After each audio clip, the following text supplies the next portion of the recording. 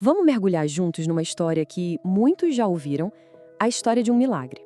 Mas sabe, por trás do que parece ser um ato extraordinário, tem uma mensagem muito mais profunda sobre percepção, sobre como a gente de fato enxerga o mundo.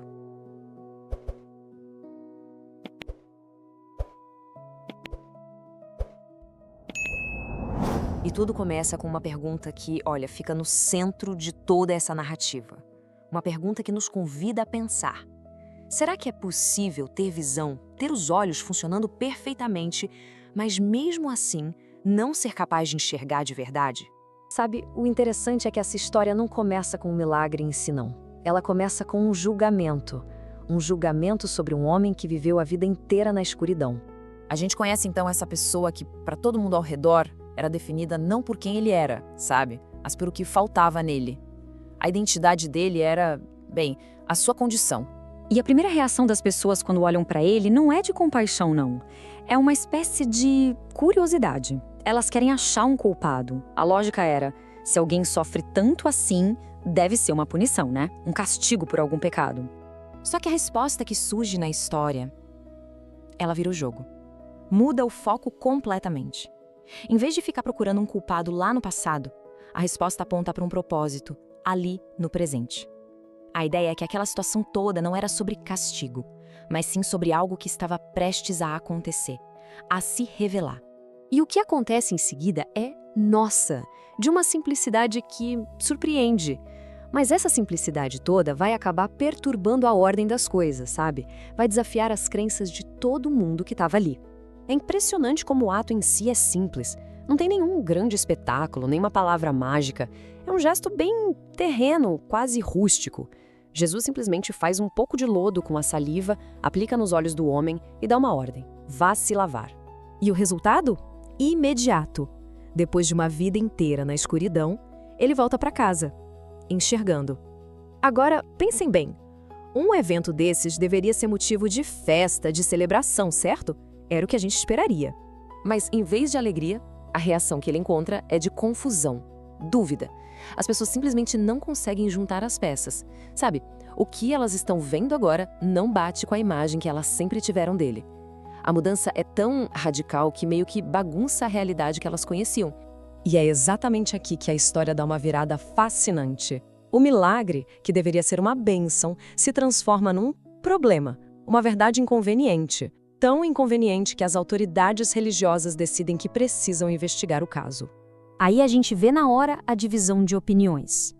De um lado, as autoridades. Elas se apegam a um detalhe. A cura foi feita no sábado, um dia sagrado em que não se podia trabalhar.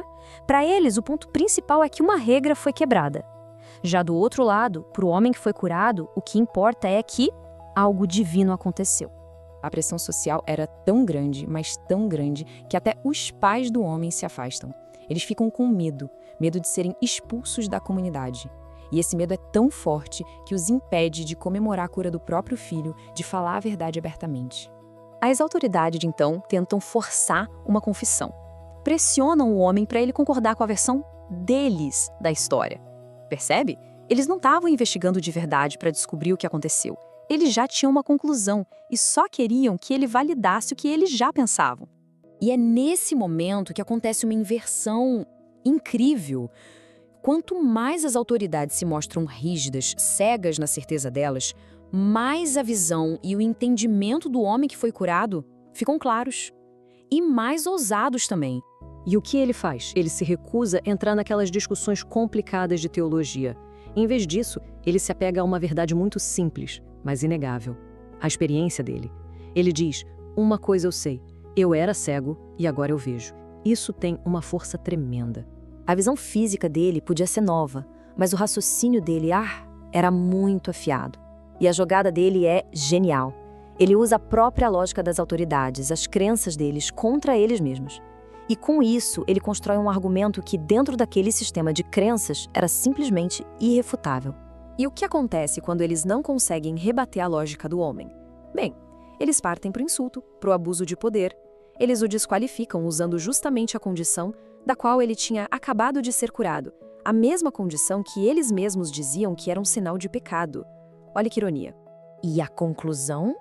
eles o expulsam. O crime dele foi enxergar e falar a verdade sobre o que ele viu. E por isso, ele é banido da comunidade. Pense nisso.